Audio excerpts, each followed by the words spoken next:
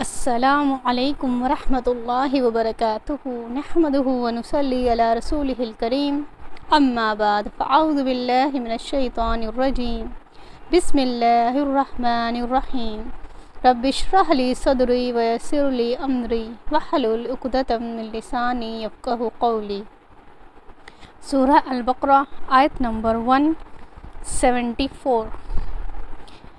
آیت کا ترجمہ: ان الذین، بے شک وہ لوگ، یکتمون، جو چھپاتے ہیں، ما انزل اللہ، جو نازل کیا اللہ نے، من الکتابی، کتاب میں سے، ویشترون، اور وہ لیتے ہیں، بہی، بدلے اس کے، ثمنا قلیلا، قیمت تھوڑی، اولئک، یہی لوگ، ما، نہیں، یأکلون، کھاتے، فی بطونہم، اپنے پیٹوں میں، الا، مگر، نار، آگ کو، ولا، اور نہیں، یکلمہم اللہ، کلام کرے گا ان سے اللہ، یوم القیامتی، قیامت کے دن، ولا، اور نہ، یزکیہم، پاک کرے گا ان کو، ولہم عذاب علیم، اور ان کے لیے عذاب ہے دردناک۔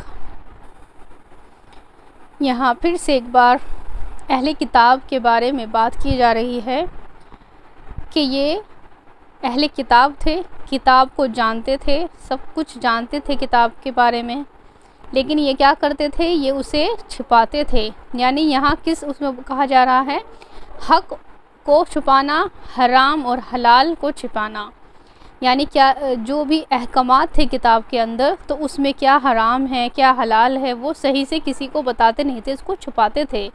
ان کو اس چیز کا علم تھا، جو علماء تھے ان کے یا جو کتاب پڑھنے والے تھے ان کو پتہ تھا کہ کیا حق ہے کیا حرام ہے کیا حلال ہے، لیکن وہ کیا کرتے تھے، وہ چھپاتے تھے اور اسے اپنے فائدے کے لیے اس کو بتا بھی دیتے تھے۔ اگر ان کا کوئی فائدہ ان کو نظر آتا تو اسے وہ بتا بھی دیتے تھے، دوسروں کو نقصان دینے والی چیز کو وہ چھپا لیتے تھے۔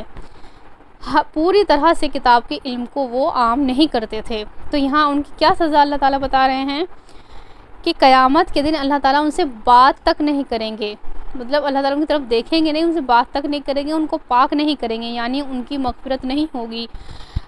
اور وہ کیا کر رہے ہیں، اس کے بدلے وہ اپنے پیٹوں میں جو ہے وہ آگ بھر رہے ہیں۔ حق کو چھپانا اتنا بڑا جرم ہے کہ وہ اللہ تعالیٰ نے اس کی کیا بتایا کہ وہ اپنے پیٹ میں آگ کو بھرنا، یعنی وہ آگ میں ڈالے جائیں گے تو وہ آگ میں ہی رہیں گے۔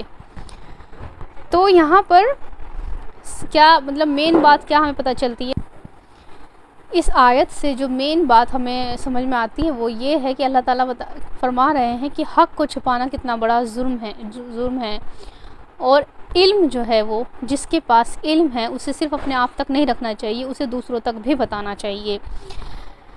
کیونکہ جو لوگ علم رکھتے ہیں وہ دوسروں تک بعض لوگ نہیں بتاتے، وہ اپنے تک رکھتے ہیں، وہ خود بھی اس پہ عمل نہیں کرتے اور نہ ہی دوسروں کو، خود کی بھی آخرت پر وہ مطلب اپنی آخرت کو بھی خراب کر رہے ہیں اور دوسروں کی بھی آخرت کو خراب کرتے ہیں۔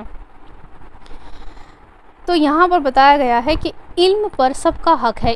یہ کتاب جو ہے اب ہمارے پاس قرآن ہے تو اس پر بھی سب کا حق ہے، سب کا حق ہے کہ وہ اس کو جانیں، اس کو پڑھیں، اس کو سمجھیں اور خود اس چیز کو جانیں کہ یہ قرآن ہمیں کیا کہتا ہے۔ تو جو علم والے ہیں ان کو بھی چاہیے کہ وہ اپنا جو بھی علم ہے وہ دوسروں تک ضرور پہنچائیں۔ تو اس آیت سے ہمیں یہ سبق لینا چاہیے۔